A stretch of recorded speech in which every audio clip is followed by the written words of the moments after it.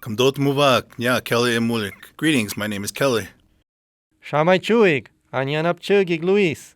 Greetings, my name is Luis, and welcome to our All Piipaash Living Languages series, New Words. In previous videos, we discussed how some O'atam and Piipaash words are derived from Spanish.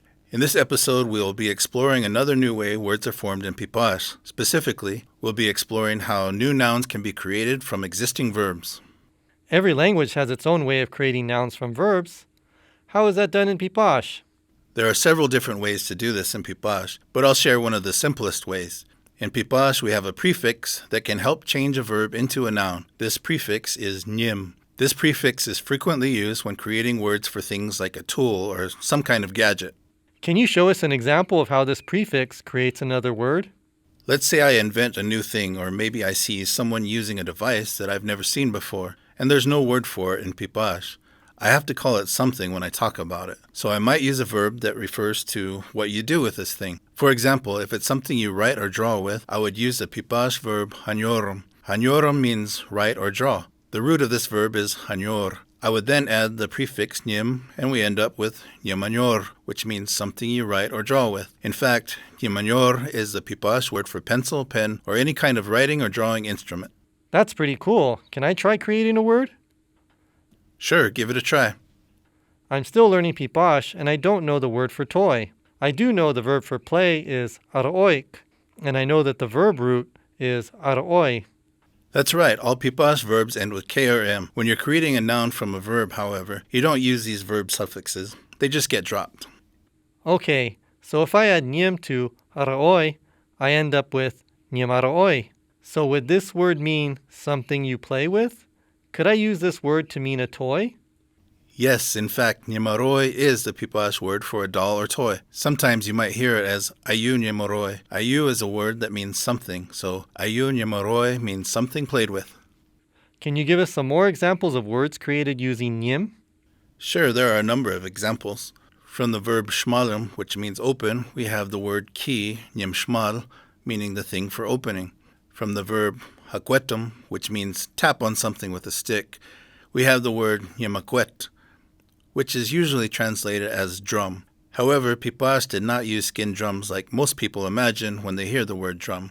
Instead, we kept rhythm on overturned baskets and later cardboard boxes.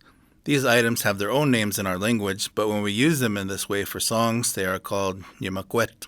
From the verb schek, which means to brush or comb something, we have the noun for comb or brush, nyamsche. Some of these words seem kind of generalized. Is there a way to refer, for example, to a specific type of brush? Absolutely. You can be more specific if you need to. For example, you could call a hairbrush hi'e nyamsche, specifically stating the thing you brush your hair with. You could also say hido nyamsche if you specifically want to refer to the thing you brush your teeth with. That's good to know. I remember hearing some other Piipaash words that seemed to be created in this way. I think they were paper towel and bath towel. Yes, they both use the verb tzvek, which means to wipe. With a paper towel, you might say nyemtzve or ayu nyemtzve, meaning the thing used for wiping. With a bath towel, you might say himad nyemtzve, which means the thing you wipe your body with. We also use hiwe nyemtzve or katpup nyemtzve for toilet paper. You can probably guess what that means. I think I know what that means. You know, I've heard some of the words you shared today from other Piipaash speakers, but they didn't always seem to have the nyim prefix on them. Yes, that's true. The prefix isn't always there. Sometimes it gets shortened or isn't there at all. For example, with the word hairbrush, some people might say hi'e msche instead of hi'e nyemsche. Some people might say nyem kashak for the word fork, while others might just say kashak. The nyim prefix isn't required to make a noun from a verb. It's just one available option. As you know, there's often more than one way to say something in any language. Of course, even in English, we might say toilet paper, toilet tissue, toilet roll, or just TP for short. You can use any of these words and others will know what you mean. That's true. Well, I hope this information was helpful. This way of creating new words seems to be used quite a bit when we ask elders to think of words for modern items. Often they'll just ask what it does. If there's a verb for it in Piipaash, they'll add the nyim prefix, and that's what we call it going forward. Yeah, I learned quite a bit. It seems like a very productive way to create new words. And as you can see from the examples, it's something Piipaash speakers have always done. So when we create new words in this way today, we're not really doing anything new. We're just applying this practice to the new items of our generation. In doing so, we are keeping our languages healthy.